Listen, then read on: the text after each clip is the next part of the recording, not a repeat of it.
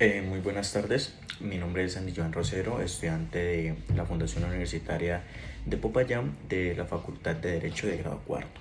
En el día de hoy vamos a hablar de los procesos verbales en el capítulo 2, donde encontramos 12 subdivisiones muy importantes, encontrando en la primera de ellas la parte de introducción, asuntos de trámite, inadmisión, rechazo y admisión de la demanda. Para hablar un poco general sobre esto, decimos que encontramos en vigencia en el Código General del Proceso, donde el proceso verbal sustituye los procesos ordinarios y abreviados, como se los conocía en el anterior, y los verbales de mayor y menor cuantía. Mientras los verbales sumarios sustituyen también a los denominados del mismo nombre.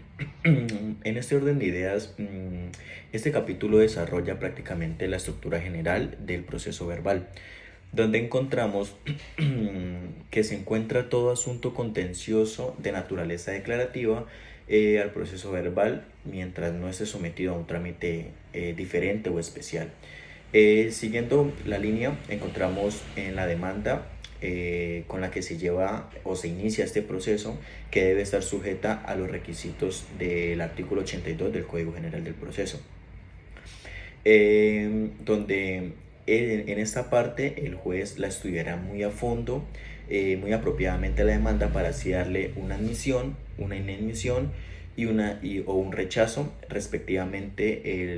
El demandante tendrá su medio de impugnación en caso de cada una de las tres. En caso de llegar a escoger una de estas tres opciones, proseguimos a un siguiente paso, que es el de las conductas del demandado, que son las siguientes. De estas encontramos contestar la demanda allanándose, que simplemente es la aceptación de los hechos y pretensiones en donde el juez deberá dictar una sentencia favorable al demandante, donde encontramos también parte de la economía procesal. Siguiendo, encontramos contestar la demanda formulando excepciones de mérito, que es caso contrario al que acabamos de ver, donde en este caso se niegan o se alegan las pretensiones y se niegan los hechos, donde se proponen pretensiones de mérito donde estas serán expresas en la demanda. En la primera de ellas encontramos el guardar silencio, que hace referencia a que si el demandado no da contestación a la demanda, da por hecho o se entiende por aceptado los hechos citados en esta demanda, donde ya se citará una audiencia inicial. Encontramos en el segundo el recurso de reposición contra el auto admisorio de la demanda, que es otra cosa que ya admitida o dada en admisión la demanda, el demandado puede alegar su inadmisión o su rechazo de plano por motivos del artículo 90 del Código General del Proceso. Y por último encontramos en forma de conducta del demandado la reconvención, la contestación con excepciones de mérito y con excepciones previas, en donde se dice que primero debe tramitarse el pronunciamiento sobre la demanda de la reconvención, para que, si se admite, se corra su traslado al demandante, para que también pueda formular todo tipo de excepciones. Encontramos también en otra de las conductas la contestación de la demanda y la vinculación de otra parte, que es esa solicitud para que intervenga otra parte en el llamamiento o también se puede llamar el llamamiento en garantía, donde, si se admite, es notificado personalmente. También encontramos formulación de excepciones previas. Encontramos también la reconvención, que es no simplemente otra cosa que la contrademanda, siempre que se reúnan unos requisitos que por parte del demandante o del demandado que va a contrademandar. Si el demandado formula reconvención, pero se abstiene de contestar esa demanda, no se hace acreedor a las sanciones del artículo 97 del Código General del Proceso. Encontramos de siguiente la contestación de la demanda con excepciones de mérito y formulación de excepciones previas, en donde nos dice que si en el traslado se contesta la demanda y se formulan excepciones de mérito, y en escrito separado se proponen excepciones previas, el secretario, mediante una fijación, mediante un medio que se llama fijación en lista de negocios, correrá el traslado de la demanda en forma simultánea con el excepcionamiento por 5 días y excepciones previas por 3, para que se pronuncie y pida pretensiones o pida pruebas. Como tercera parte encontramos lo que es la convocatoria a la audiencia inicial, a la presidencia de las mismas, a la asistencia a ellas y a las consecuencias de la inexistencia de esta siendo injustificada.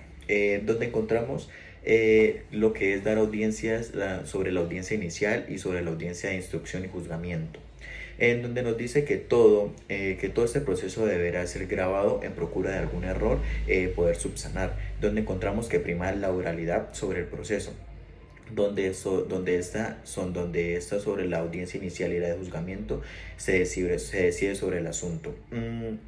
El auto por el cual se convoca a la audiencia inicial se notificará por anotación del Estado y esta no tendrá ningún recurso sobre el cual alguno, pero se podrá pedir una adición.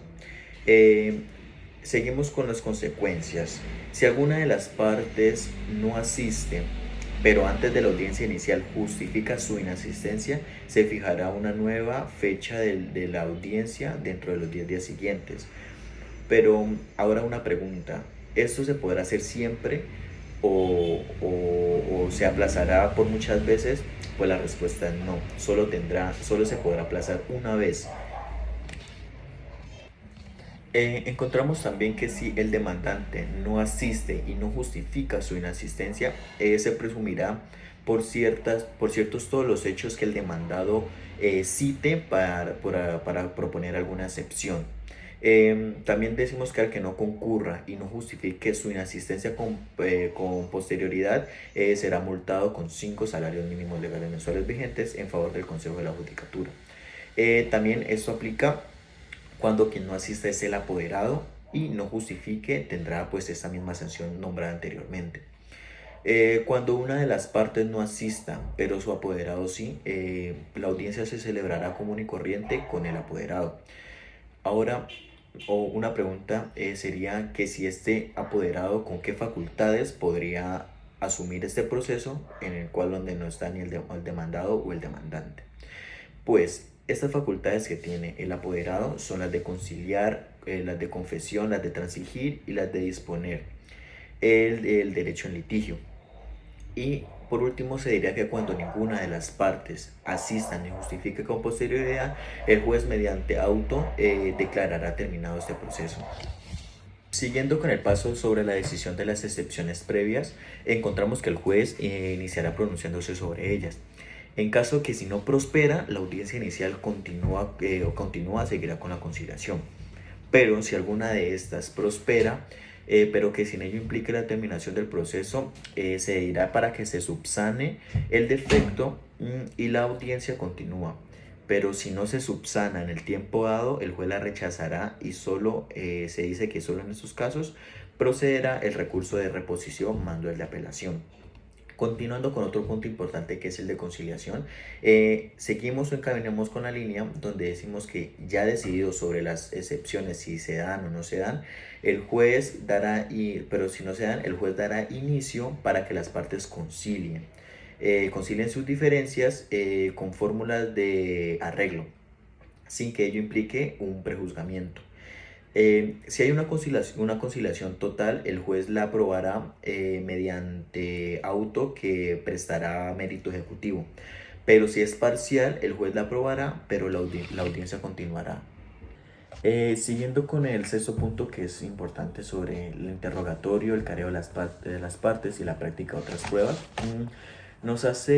se dice o se presume que el interrogatorio se hace en la parte inicial, en la audiencia inicial, perdón, donde se dice que el juez oficiosamente podrá pedir e interrogar a las partes, o en lugar de eso respecto de que lo haya pedido en la contestación de la demanda o en la misma demanda. Nos dice que también en este punto la prensa o el público podrá ser excluidos por orden público o por orden moral de las partes en caso de que ellos lo propongan. Estos tres aspectos de interrogación, careo y práctica de otras pruebas no es algo más sino una forma más profunda de esclarecer sobre la decisión que se vaya a tomar en este proceso, donde también nos dice que el juez podrá decretar prácticas de otras pruebas para su diligencia y su mejor decisión a la hora de tomar sobre este proceso. Proseguimos con otro paso que es el de la fijación de los hechos y del litigio, en donde nos dice que una vez surtidos los interrogatorios se adelantará una fase de fijación del litigio, donde se determinarán en los hechos en que las dos partes están de acuerdo, donde se procede a fijar el objeto del litigio. Es básicamente esto.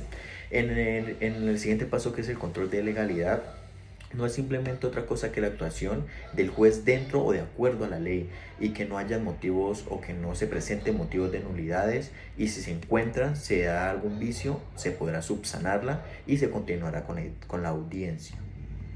En la parte siguiente sobre la sentencia nos dice que el juez correrá inmediatamente el traslado a las partes para que se aleguen de forma en conclusión, de forma oral, donde en este caso no se podrán superar los 20 minutos para alegar eso, o en caso de que la parte lo pida y se amerite o parte de oficio, se podrá exceder ese tiempo.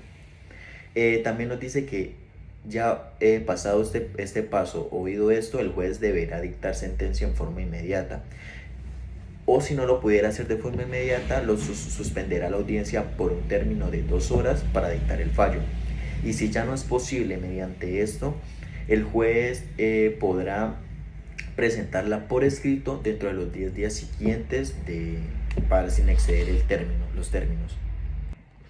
En el decreto de pruebas, en esta parte encontramos que el juez decretará pruebas a favor o pedidas en favor de las partes o oficio que él considere oportunamente necesarias, con las restricciones que proclama el artículo 168, como también las restricciones que se encuentran en los artículos 169, 171 y 173 del Código General del Proceso. Si es necesario decretar una dispensación judicial, él lo hará. El juez señalará la fecha y hora para que se apruebe o se tenga lugar antes de la audiencia de instrucción y juzgamiento.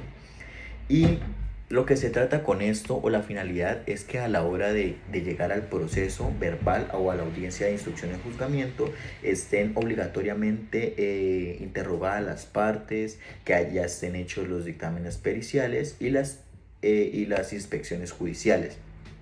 Con esto proseguimos a la fijación de la fecha, hora y lugar de la audiencia de instrucción y juzgamiento, que no es otra cosa que ya reunidos todos los pasos anteriores, el juez, antes de finalizar la audiencia, decretará la fecha y la hora del paso más importante, que es el que sigue. Por último, encontramos la parte de la audiencia de instrucción y de juzgamiento, que a mi parecer, o a grosso modo, es una de las partes más importantes de los procesos verbales, porque en esta no solo se terminan de decretar pruebas, sino que se definirá mediante un fallo en litigio sobre el proceso. En esto, el juez deberá disponer de tiempo suficiente y amplio para practicar todas las pruebas decretadas, oír alegatos de las partes y, en su caso, proferir una sentencia. Es decir, que no solo el juez puede invocar que tiene que suspender la audiencia, porque no puede resolver una tutela o porque no puede asistir a una reunión académica, ni nada de lo que le parezca. Iniciada la audiencia de instrucción y juzgamiento, de la cual también se dejará grabación de lo que se hable o lo que se contenga en ella. Si se ha aceptado la excusa de inasistencia de una de las partes a la audiencia inicial, se procederá a practicar el interrogatorio de esta misma parte. Es decir, que no pudo absolver el interrogatorio inicial, pues porque no pudo asistir a la audiencia inicial. Si se excusa oportuna y justificadamente, en todo el caso, debe someterse al inicio a una audiencia de instrucción y juzgamiento. Y a grosso modo, esta es como la estructura general de lo que nos habla el capítulo de los procesos verbales, rescatando todo lo importante de cada uno de los pasos de este capítulo. Esto fue todo. Muchas gracias.